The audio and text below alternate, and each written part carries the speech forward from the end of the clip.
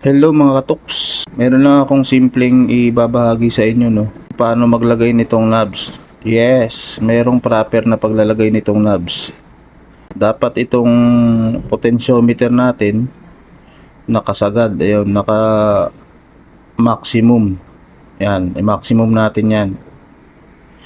Ito, di ko pa natatanggal eh. Sample ko muna dito sa volume knob.